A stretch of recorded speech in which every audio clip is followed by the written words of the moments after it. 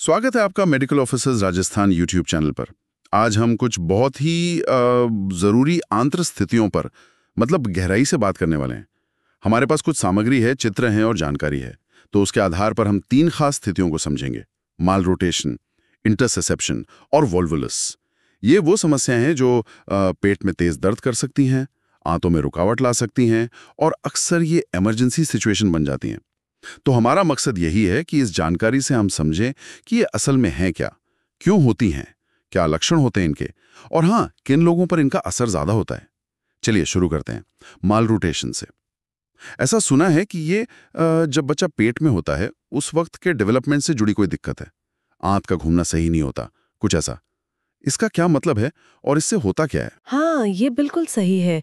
देखिए, जब गर्भ में शिशु का विकास हो रहा होता है तो उसकी आंतें ना एक खास तरीके से घूमती हैं, रोटेट करती हैं, ताकि वो पेट में अपनी फाइनल सही जगह पर सेट हो सकें।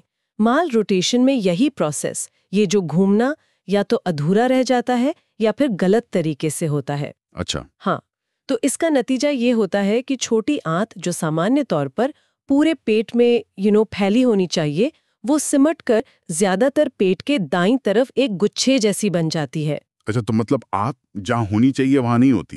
पर हम्म। इससे फिर प्रॉब्लम क्या है? सिर्फ जगह का ही मसला है? नहीं, सिर्फ जगह का मसला नहीं है, इसके ना काफी गंभीर परिणाम हो सकते हैं। जैसा हमारी जानकारी में भी बताया गया है, इस गड़बड़ स्थिति के कारण पेट के अंदर कुछ रेशेदार बैंड्स मतलब फाइब्रस बैंड्स बन सकते हैं। Fibrous bands? जी, फाइब्रस बैंड्स, इनको लैड बैंड्स कहते हैं।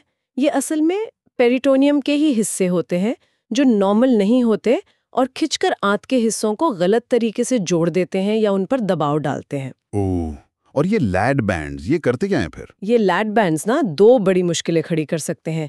एक तो ये कि ये छोटी आंत का जो शुरुआती हिस्सा है, ग्रहणी या ड्यूोडेनम, उस पर दबाव डाल सकते हैं, तो उसमें रुकावट आ जाती है, खाना ठीक से आगे नहीं बढ़ पाता।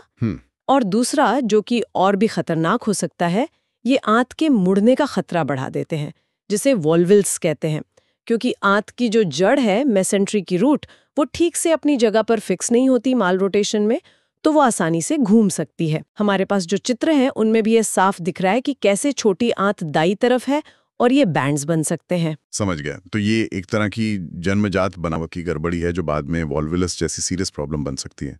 ठीक है, चलिए अब दूसरी स्थिति पे आते हैं, इंटरसेप्शन। इसके बारे में लिखा है कि इसमें आंत का एक हिस्सा अपने आगे वाले हिस्से में घुस जाता है, टेलीस्कोप की तरह। ये भी बड़ा अजीब सा लग रहा है सुनने में, और ये बच्चों में ज्यादा होता है, खासकर इलियोसिकल जंक्शन पर। ऐसा क्यों? हाँ, ये टेलीस्कोपिंग वाला जो उदाहरण है वो बहुत सही है।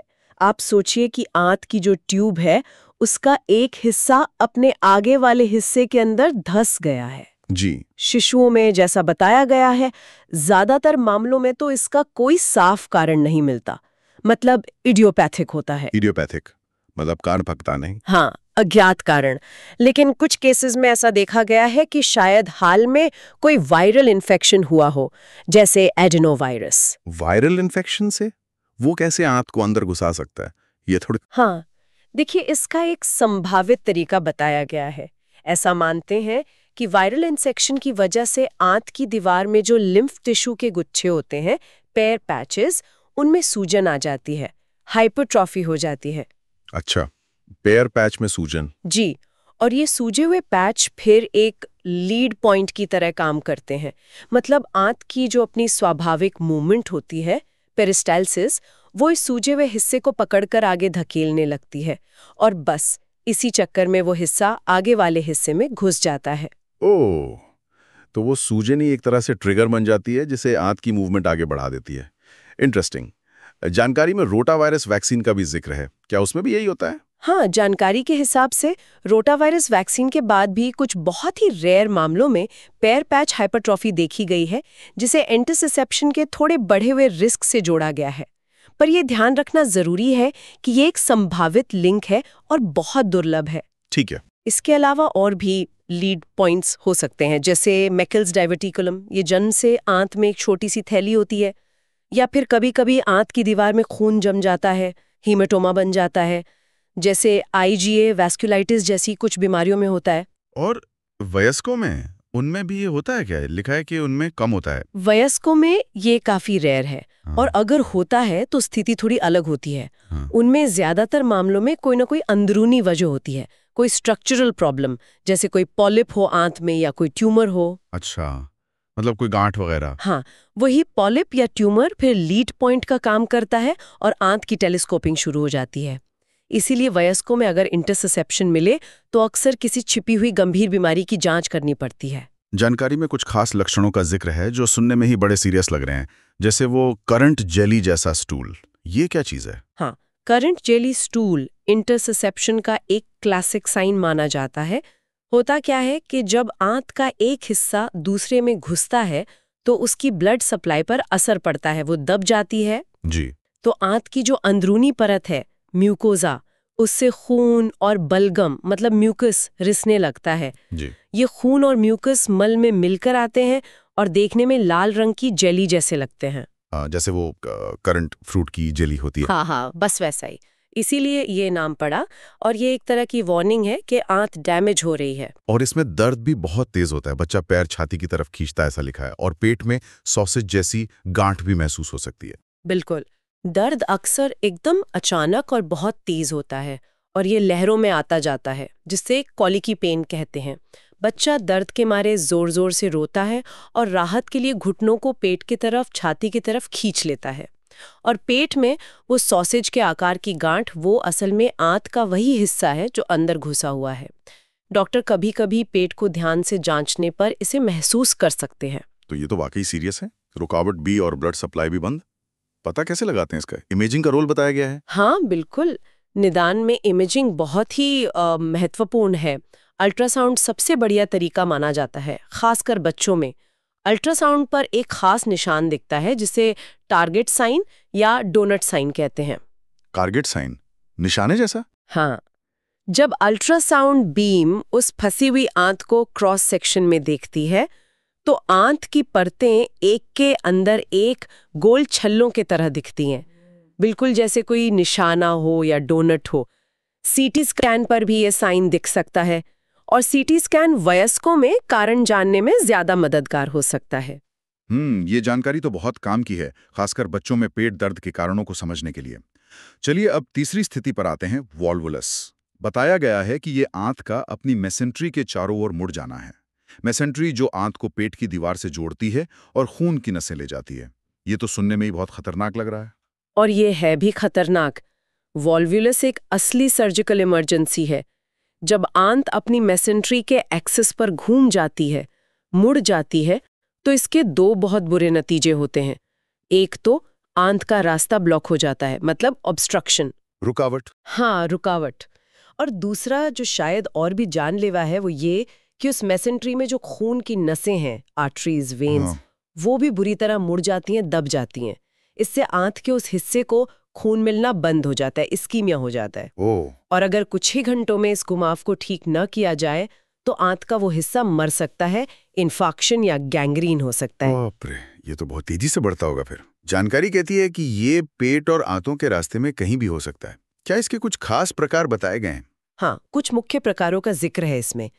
एक है गैस्ट्रिक वॉल्वुलस, मतलब पेट का ही घूम जाना। ये उतना कॉमन नहीं है और अक्सर पेट की बनावट में कोई गड़बड़ी हो, जैसे पैराएसोफेगल हर्निया, जिसमें पेट का हिस्सा छाती में चला जाता है, उसके साथ जुड़ा होता है। अच्छा। इसके लक्षण होते हैं अचानक तेज पेट दर्द, बहुत जोर लगाना उल्टी के लिए पर कुछ निकलना नहीं, जिसे ड्राई हीविंग या रिचिंग कहते हैं, और कभी-कभी नाक से पेट में ट्यूब डालना भी मुश्किल हो जाता है।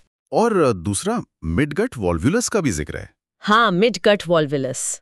ये ज्यादातर नवजात शिशुओं और छोटे बच्चों में होता है और जैसा हमने पहले बात की थी, ये अक्सर माल रोटेशन का ही नतीजा होता है। हाँ, वो लैड बैंड्स और अस्थिर जड़ की वजह से। बिल्कुल, क्योंकि माल रोटेशन में आंत की जड़ छोटी और अस्थिर होती है, तो पूरी की पूरी मिडगट के घूमने का रिस्क बहुत ज्यादा होता है। ये बहुत ही सीरियस कंडीशन है और बहुत जल्दी आंत के बड़े हिस्से का गैंग्रीन कर सकती है। इसके नतीजे बहुत खराब हो सकते हैं। इसमें बच्चे को अचानक हरे या पीले रंग की उल्टी होना, या मतलब बाइल वाली उल्टी, ये एक बहुत बड़ा रेड फ्लैग साइन है। समझ गया। और तीसरा प्रकार है सिग्मोइड वॉल्वुलस। जी, सिग्मोइड वॉल्वुलस, ये बड़ी आंत का जो एस शेप वाला हिस्सा होता है, सिग्मोइड कोलोन, उसका अपनी मेसेंट्री को घूम जाना है। ये वाला टाइप ज्यादातर बुजुर्गों में मिलता है, या फिर उन लोगों में जिन्हें बहुत लंबे समय से कब्ज रहता है, या जो किसी संस्थान में रहते हैं जहां उनकी देखभाल होती है। अच्छा। इसके डायग्नोसिस में पेट का एक्सरे बहुत काम आता है। एक्सरे पर एक क्लासिक साइन दिखता है, coffee bean sign. Coffee bean sign. हाँ, वो मुड़ी हुई और हवा से फूली हुई सिग्मोइड आंत का जो बड़ा सा लूप बनता है ना, वो एक्सरे पर भुनी हुई कॉफी की फली जैसा दिखता है, इसीलिए ये नाम है। तो आज हमने ये 3 अलग-अलग, लेकिन जैसा हमने देखा कभी-कभी आपस में जुड़ी हुई स्थितियों पर बात की। मालरोटेशन, जो एक डेवलपमेंटल प्रॉब्लम है और वॉल्वुलस करा सकती है। इंटरसेप्शन, जिसमें आंत टेलीस्कोप कर जाती है, बच्चों में ज्यादा होती है और उसके वो करंट जेली स्टूल जैसे लक्षण हैं।